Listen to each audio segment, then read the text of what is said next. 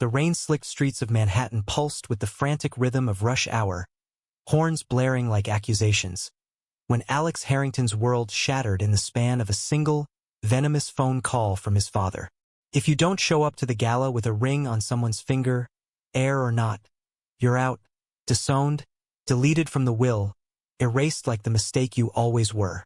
Blood roared in Alex's ears as he gripped the wheel of his Bentley, the city lights blurring into a kaleidoscope of regret.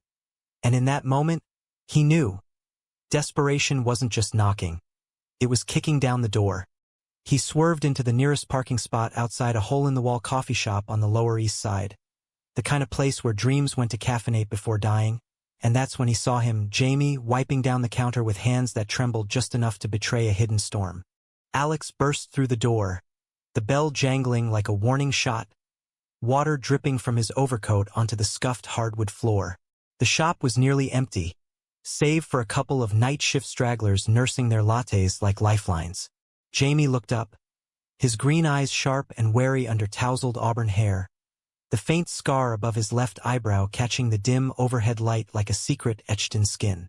"We're closing in 10, Jamie said, voice steady but edged with that East Village grit, equal parts defiance and exhaustion. Alex didn't hesitate. He leaned across the counter, close enough to catch the scent of fresh espresso and something earthier, like rain-soaked leather. "How much for a fake fiancé? One night, tops. Name your price. I'll make you richer than this dump ever could." Jamie froze, rag mid-swipe, his laugh a short, bitter bark that echoed off the exposed brick walls. It wasn't the money that hooked him. It was the raw vulnerability cracking through Alex's polished facade. The way this Wall Street shark's blue eyes flickered with the terror of a man who'd built an empire on secrets but couldn't buy his way out of his own skin. In the Harrington family, legacy wasn't inherited. It was enforced, a gilded cage of boardrooms and black-tie betrayals where Alex had learned early that love was a luxury for the weak. His father, Victor Harrington, CEO of Harrington Global, a conglomerate that devoured real estate like a hungry god, had buried Alex's mother young and replaced affection with expectations. Coming out as gay at 18 had been met not with rage but worse, indifference. "Handle it quietly," Victor had said, as if Alex's heart were just another quarterly report to file away. Now, at 32, with the annual Harrington Foundation Gala looming like a guillotine, Victor's ultimatum was the final chop. Prove you're stable or lose everything. Alex needed a shield, a pretty lie to parade before the investors and aunts with their pearl-clutching whispers. And Jamie? He was perfect, unassuming, broke enough to bite, and handsome in that effortless way that made Alex's pulse stutter, even his guilt twisted in his gut. Jamie set the rag down, crossing his arms over a faded band tee that hugged his lean frame, the tattoo of a compass rose peeking from his sleeve like a promise of uncharted paths. "You serious? Fake fiancé? Like, rings and darling bullshit?" His Brooklyn accent wrapped around the words, turning skepticism into something almost playful.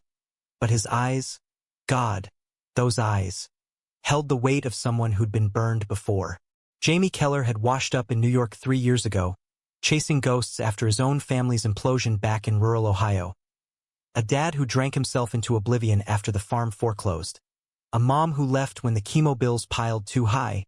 And a little brother, Timmy, now 14 and fostered out to strangers because Jamie couldn't scrape together the rent on a one-bedroom, let alone custody fights.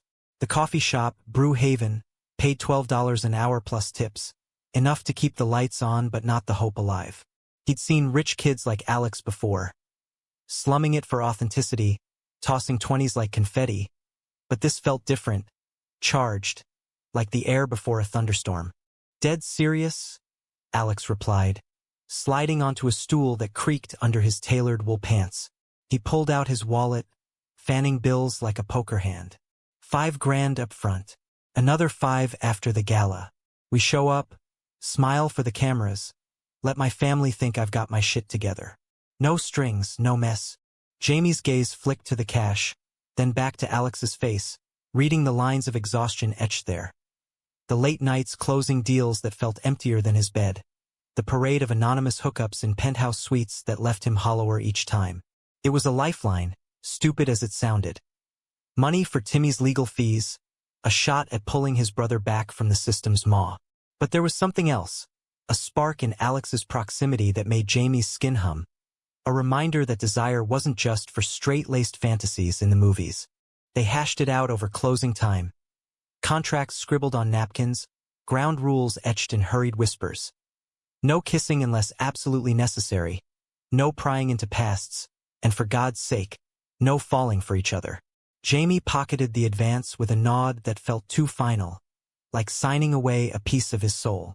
As Alex stepped back into the downpour, umbrella forgotten, he glanced over his shoulder at the shop's fogged window, Jamie's silhouette lingering like a question mark. That night, in his Tribeca loft with its floor-to-ceiling views of the Hudson glittering like fool's gold, Alex poured a scotch and stared at the ring box on his dresser. A platinum band engraved with the Harrington crest, meant for a fiancé who'd never exist. He slipped it onto a chain around his neck, the weight a cold comfort, and wondered if he'd just hired a stranger or summoned his own undoing. The next 48 hours blurred into a whirlwind of fabrication. Alex's assistant, a no-nonsense woman named Lena who'd been with him since law school, booked tuxedos and fabricated backstories. They met at a charity run in Central Park, bonded over bad poetry readings at the Strand. Jamie, meanwhile, raided thrift stores on St. Mark's Place for a suit that didn't scream, broke barista. The fabric stiff against his skin like armor he wasn't sure he wanted. He texted Timmy a blurry selfie from the dressing room. "Big bucks coming your way, kid. Hang tight." And ignored the ache in his chest. The one that whispered this was all too good to be true. By gala night, the air in Alex's Bentley hummed with unspoken tension as they idled outside the Plaza Hotel, paparazzi flashes popping like distant gunfire. "You ready for this circus?" Alex asked, adjusting his cufflinks. Solid gold, engraved with his initials, like talismans against the fray. Jamie met his eyes in the rearview, the driver's partition up for privacy, and managed a grin that didn't quite reach his gaze. "Born ready. Just don't expect me to curtsy." The door swung open to a red carpet that stretched like a vein into the heart of Manhattan's elite.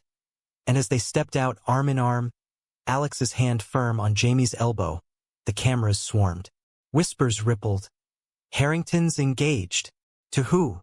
Victor stood at the entrance, a monolith in black tie, his steel-gray eyes narrowing as Alex leaned in, murmuring to Jamie loud enough for the wind to carry. "You look incredible." It was scripted, but the warmth in Alex's voice snagged something real in Jamie's throat. Inside, the ballroom dripped opulence. Crystal chandeliers casting rainbows over tables laden with caviar and champagne flutes that cost more than Jamie's monthly rent. Victor cornered them by the bar, his handshake for Jamie a vice grip disguised as welcome. "So you're the one taming my boy? What's your line, son?" Jamie swallowed the urge to bolt, channeling every ounce of his barista charm. "Coffee, mostly, but Alex here's got a way of brewing up trouble."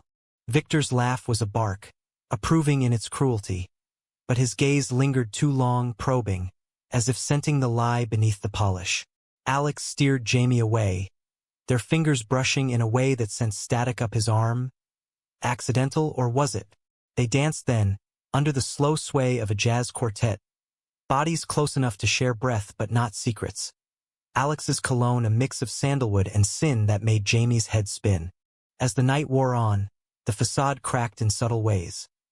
Alex's thumb tracing idle circles on Jamie's wrist during toasts. Jamie's laugh genuine when Alex whispered a filthy joke about the mayor's toupee. Aunt Eleanor, Victor's sister and the family's moral compass, or so she fancied. Pulled Jamie aside in the powder room, her diamond necklace glinting like accusation. "Darling, you're lovely, but does he know? About, well, people like you." The words landed like shrapnel, dredging up Jamie's ghosts. The foster care whispers back home. The bar fights in Ohio where fag was both slur and scarlet letter. He forced a smile, knows enough to love me anyway. But the lie tasted like ash, and when he rejoined Alex, the man's eyes searched his face with a quiet ferocity that bordered on care. By midnight, the alcohol flowed freer, loosening tongues and inhibitions. Victor, 3 whiskeys deep, clapped Alex on the back during a cigar lounge schmooze, booming, "This one's a keeper. Reminds me of that kid from the merger last year, the one who—" He trailed off, but the implication hung heavy, a nod to the rival firm, Keller and Sons Realty, crushed under Harrington's boot 5 years back. Jamie, fetching drinks from the bar, overheard and felt the floor tilt. Keller, his father's name, the farm a front for a small development outfit Victor had bankrupted with ruthless buyouts. Timmy's chemo, funded by loans from a firm Harrington had torpedoed.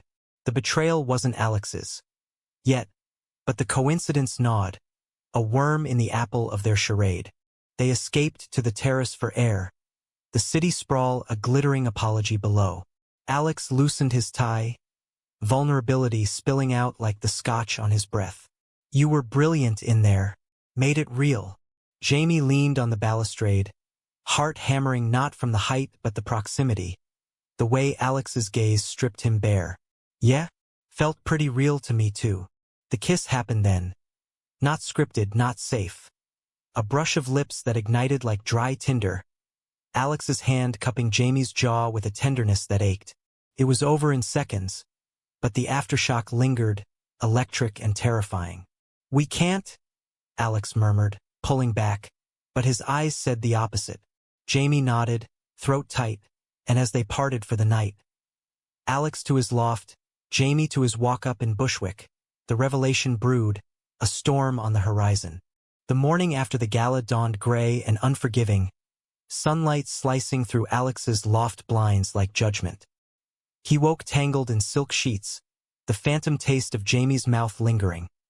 A mistake wrapped in necessity, sweet and sharp as forbidden fruit. His phone buzzed relentlessly. Lena with damage control emails, Victor with a curt, "Well played," provisional approval, and a spam text from an unknown number that he dismissed until the words sank in. "You think you can buy happiness, Harrington? Some debts don't pay off." No sender, but the chill it raised had roots deeper than anonymous spite. Downstairs, in the kitchen that echoed with emptiness, Alex brewed coffee from a machine that cost more than Jamie's yearly wage, staring at the mug as if it held answers. He'd crossed a line last night, let the act bleed into authenticity, and now the pull toward that Lower East Side shop felt less like obligation and more like gravity.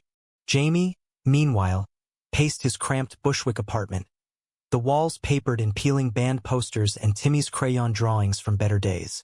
The $5,000 check sat unsigned on the Formica counter, a temptation tainted by the kiss that replayed in loops. Alex's stubble grazing his skin, the quiet hunger in those blue eyes that mirrored his own buried longings. But the overheard snippet from Victor clawed at him. Keller and Sons. His dad, Elias Keller, had poured everything into that firm, a scrappy outfit flipping foreclosed properties in the Midwest before Harrington Global swooped in with hostile bids and lawsuits that left Elias bankrupt, broken, and ultimately gone. Heart attack at 52. The stress the coroner wouldn't name but everyone knew. Jamie had clawed his way east to escape that shadow, but now it loomed, intertwined with the man who'd made his pulse race. Was Alex complicit? A pawn? The uncertainty festered, mingling with the thrill of possibility, until he grabbed his jacket and headed to Brew Haven, determined to end it clean. Return the check, walk away before the lie devoured them both. The shop was a sanctuary of steam and chatter when Alex arrived unannounced. Mid-morning rush turning the counter into a battlefield of orders and spills. Jamie spotted him in the line, heart lurching like a skipped beat, and poured the usual, black coffee, 2 sugars without asking. "You slumming it again?" Jamie quipped as Alex slid onto his stool, but the banter fell flat, undercut by the tension coiling between them. Alex's fingers drummed the Formica, a tell of nerves Jamie clocked immediately. "About last night, the kiss. I overstepped, but it wasn't just the act." The admission hung, raw and unpolished, and Jamie's resolve cracked, his hand lingering too long on the saucer. "Yeah? Then what was it?" Alex leaned in, voice low amid the hiss of the espresso machine. "You. Real in a world that's all smoke and mirrors. I want to see you again, not for show." What started as coffee stretched into lunch at a falafel joint around the corner, then a walk through Tompkins Square Park where autumn leaves crunched underfoot like brittle promises. They talked, not deep dives, but edges. Alex's law school days dodging frat boy haze, Jamie's Ohio summers racing dirt bikes with Timmy under starlit skies. Laughter came easy, a balm against the city's grind. And when their shoulders brushed on a park bench, neither pulled away. By dusk, Alex's driver idled discreetly as he walked Jamie home, the stoop light flickering like a hesitant invitation. Dinner tomorrow? Real date, no strings to family, Alex said, and Jamie, against every screaming instinct, nodded. Pick me up at 7. And bring your A game, no Bentley bullshit. The week that followed was a stolen interlude, a bubble of normalcy in Alex's rarefied air. Dinners at hole-in-the-wall Italian spots in Little Italy, where red sauce-stained shirts and stories flowed freer than Chianti. Movie nights in Jamie's apartment, projected on a bedsheet with takeout pizza, Alex's head on Jamie's lap as some indie flick droned about lost loves. They mapped each other's scars. Alex's from a homophobic boarding school brawl, Jamie's from a bar tab he couldn't pay back home. And in those quiet revelations, something bloomed. Not the frantic passion of one-night stands, but a slow-burning affection. Roots digging deep into soil long left fallow. Alex found himself canceling board meetings to linger over morning texts. Jamie's missed you at the shop today, hitting harder than any deal closed. Yet shadows lurked. Jamie's unanswered calls to Timmy's foster home, the social worker's vague paperwork delays, Victor's increasingly pointed emails about vetting the fiancé properly. It was on their 5th date, a rainy evening at a jazz club in Greenwich Village, that the first fracture appeared. The saxophonist's wail cut through the haze of cigarette smoke, banned but eternal here, and as they swayed in a corner booth, Alex's phone lit up with Lena's urgent ping. Victor digging. Background check on your fiancé. Abort if he's got skeletons. Alex silenced it, but Jamie caught the flicker, his body tensing against Alex's. Trouble in paradise? He teased, but his voice held an undercurrent of steel. Alex hesitated, then spilled. The fake setup's origins, Victor's iron-fisted control, the disinheritance dangling like a noose. You're my out, Jamie. But now, it's more. The confession unlocked something in Jamie, a flood of his own. The farm's loss, Elias's decline, Timmy's fragmented life. Harrington Global? They buried my dad. Crushed his firm like it was nothing. The words landed between them, a chasm widening in the dim light. Alex paled, pulling back as if slapped. I didn't know. Christ, Jamie. I handle mergers, not the dirt. But doubt seated, had Alex known? Buried it under charm? They parted awkwardly that night, the rain a relentless curtain mirroring the downpour inside. Alex paced his loft, dialing Lena at 2 a.m. Full rundown on Keller. Now, the report arrived by dawn. Elias Keller, deceased. Surviving son Jamie, no priors, but a custody petition pending for a minor brother, Timothy, filed against the state, funded by a Keller family trust that Harrington's acquisition had frozen. Guilt crashed over Alex like a wave. He'd greenlit expansions that steamrolled small players, collateral damage in the name of profit. But Jamie, innocent, caught in the crossfire of sins not his own. He drove to Bushwick at first light, pounding on Jamie's door until it cracked open. Jamie rumpled and wary in boxers and a tee. We need to talk, Alex said, stepping inside uninvited, the apartment's clutter. A half-built model plane for Timmy, dog-eared paperbacks. A stark contrast to his sterile world.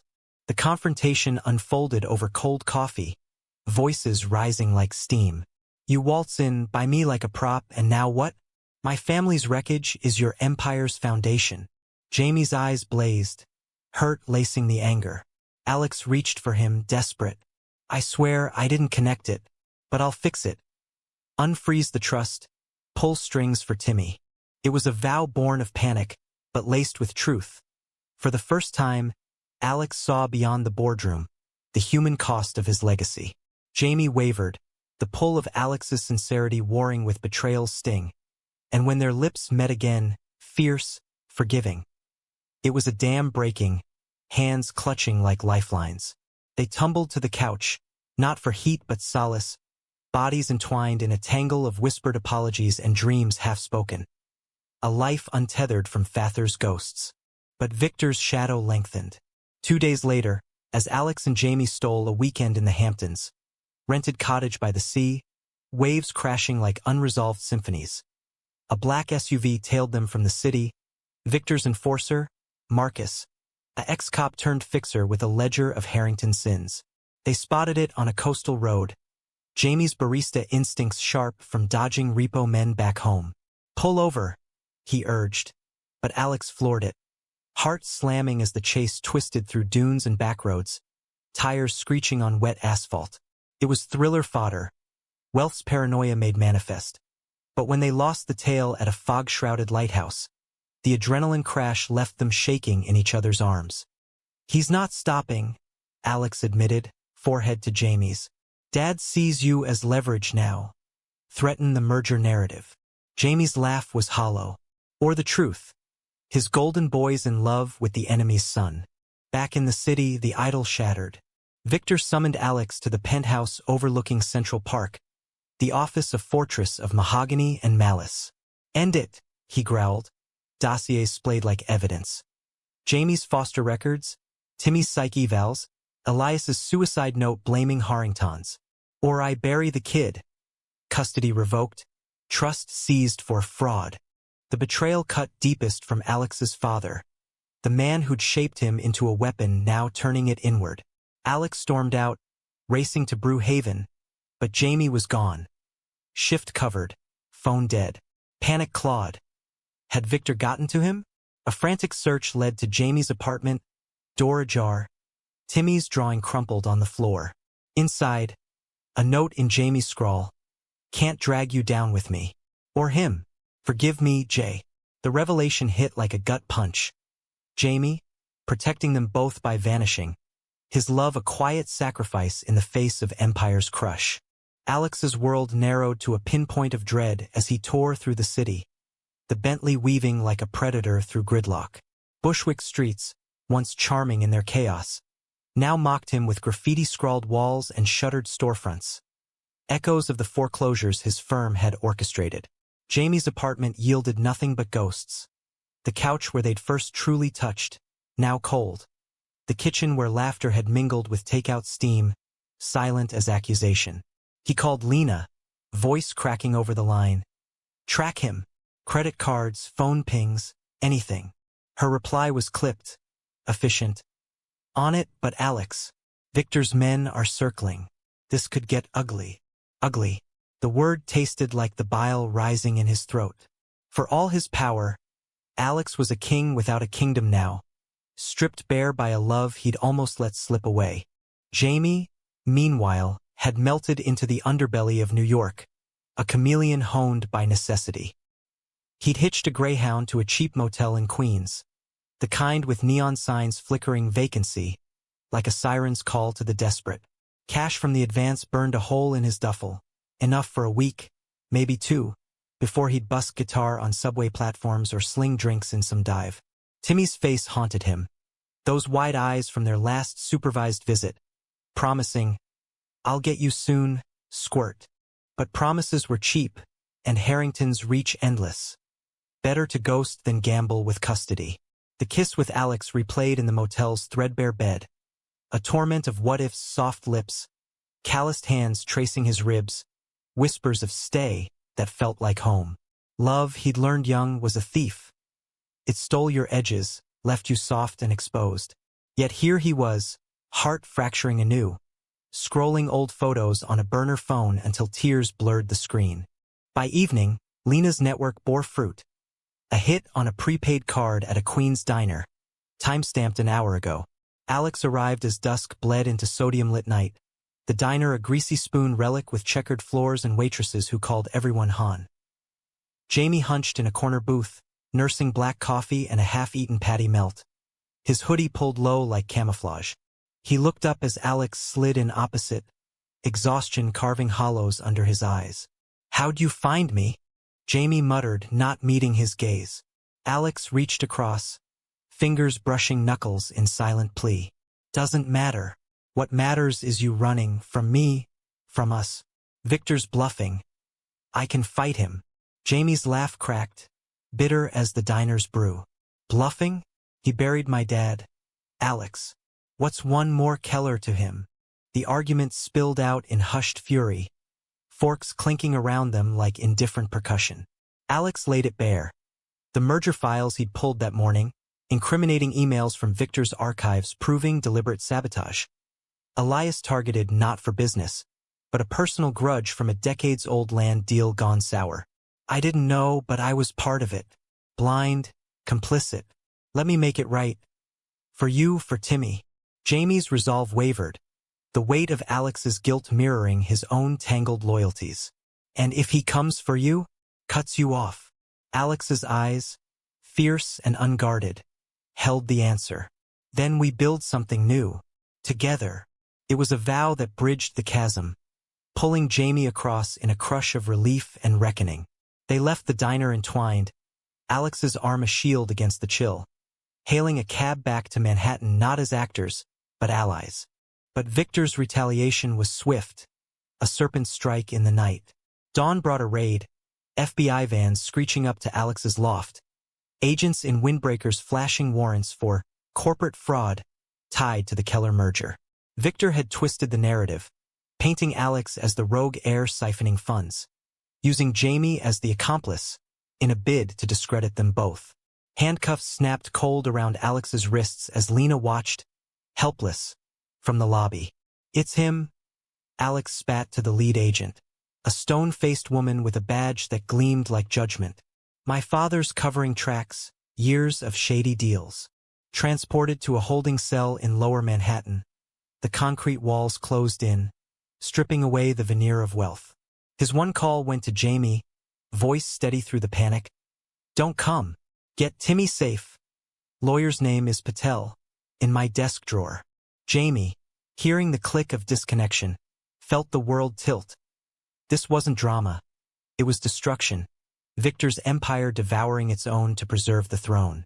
Jamie moved like a man possessed, cab to the loft, Lena granting access with a nod of solidarity, rifling drawers for the contact. Patel, a sharp immigration attorney with a soft spot for underdogs, met him in a Soho cafe, poring over files Jamie had swiped, digital copies from Alex's cloud, merger docs laced with red flags. This is dynamite, Patel murmured, glasses slipping down his nose. Embezzlement, witness tampering, enough to bury Harrington Global if we play it right. But the cost, public scandal, Alex's career in tatters, Timmy's custody a media circus. Jamie's hands shook signing retainers, the pen a quill dipping into fates intertwined. He visited Timmy that afternoon, the foster home a sterile box in the Bronx, his brother launching into his arms with a squeal that mended fractures. You came. Is the rich guy coming too? Timmy chirped, oblivious. Jamie held him tighter, whispering, soon, kid, family sticks. The climax crested in a federal courtroom 2 weeks later, a coliseum of polished wood and whispered stakes. Victor, impeccable in Seville Row, took the stand with the poise of a predator, decrying Alex's betrayal with rehearsed sorrow. But Jamie, in a borrowed suit that hung loose on his frame, waited in the wings, subpoenaed as witness, his testimony the fulcrum. When called, he strode forward, heart thundering, green eyes locking on Alex across the room, cuffed but unbowed in orange that clashed with his pallor.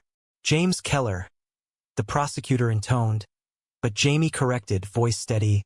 Jamie, and I'm here because love doesn't let you run. He unfolded the truth like a map. Elias's desperation, the merger's malice, Victor's grudge-fueled vendetta. Emails projected on screens, cold type indicting the Titan. Gasps rippled. Victor's facade cracked, a vein pulsing at his temple. Cross-examination was a gauntlet. Victor's attorney, a silver fox with shark's teeth, probing Jamie's motives. The payout, the affair, painting him as gold digger scorned. You latched onto my client for money, didn't you? A barista playing house with the heir. The words stung, dredging insecurities, but Jamie met the gaze unflinching. I took the job for my brother. stayed for the man. And if that's a crime, lock me up too. The jury shifted, humanized by the raw edge in his voice. The boy from Ohio, fighting not for fortune but family. Alex watched, chest tight with pride and terror, their eyes a silent vow amid the legal storm. As deliberations dragged into night, Victor cornered Jamie in a hallway alcove, the air thick with cigar residue and menace. Walk away now, boy. I'll unfreeze the trust, grant custody, no strings. His smile was oil-slick, paternal poison. Jamie's fists clenched, the compass tattoo a reminder of true north. Strings are all you've got left. We're done dancing. Victor's laugh was low, lethal. Then watch your world burn. But the bluff faltered when agents hauled him for obstruction hours later, the case unraveling like a house of cards. Verdict came at dawn. Charges dropped against Alex, indictments sealed for Victor. RICO violations, fraud that would dismantle the empire brick by brick. Alex emerged into blinding flashbulbs, Jamie waiting on the steps, Timmy clutching his hand with wide-eyed awe. They embraced there, unscripted and unashamed, the city waking to their story splashed across headlines. Harrington heir topples tycoon. Love, lies, and legacy. Paparazzi swarmed, but Alex's arm around Jamie's waist was a barrier, fierce and final. In the weeks that followed, the fallout reshaped them. Harrington Global splintered, assets auctioned to pay restitution, including the Keller Trust, restored with interest. Alex, stripped of title but not spirit, pivoted to a nonprofit arm, advocating for small businesses crushed by conglomerates, his first grant to Ohio revitalization. Jamie won Timmy full-time, the three of them settling into a Brooklyn brownstone. Creaky floors, a backyard for dirt bikes, coffee brewing fresh each morning. Nights were for jazz records and tangled limbs, love a quiet revolution against the ghosts. Yet scars lingered, humanistic in their imperfection. Alex woke some nights from dreams of cuffs and courtrooms, Jamie soothing with stories of stars over cornfields. They fought, over Alex's lingering workaholism, Jamie's trust fractures, but reconciled deeper, forgiveness a daily practice. One evening, as snow dusted the city like absolution, Alex knelt in their living room, ring box trembling in hand. Not Harrington platinum, but simple gold etched with a compass rose. No fakes this time. Marry me, Jamie. Not for show, but for us. Tears pricked Jamie's eyes, Timmy whooping from the stairs. Thought you'd never ask. Their wedding was small, a rooftop affair in spring, the Hudson sparkling below like renewed promise. Vows exchanged under string lights, friends toasting to underdogs and uprisings. Victor, from his upstate prison cell, sent a letter terse, unrepentant, but enclosing a check for Timmy's college, a grudging olive branch. Alex burned it unread, choosing forward over fester. In the end, what Jamie revealed wasn't just a name or a grudge, but the power of roots unbroken. Love, not lineage, built empires worth keeping. The first anniversary found them in Ohio, roots calling home. Alex rented a sprawling farmhouse on the old Keller land, reclaimed through non-profit channels, acres of corn swaying like forgiving waves under a vast Midwest sky. Timmy, now 15 and lanky with teenage sprawl, raced ahead on a new dirt bike, whoops echoing across fields that once symbolized loss. Jamie watched from the porch, hand in Alex's, the swing creaking a lullaby of peace. Feels like stealing back time, he murmured, head on Alex's shoulder. Alex pressed a kiss to his temple, the gesture rote yet profound. Or making new. With you.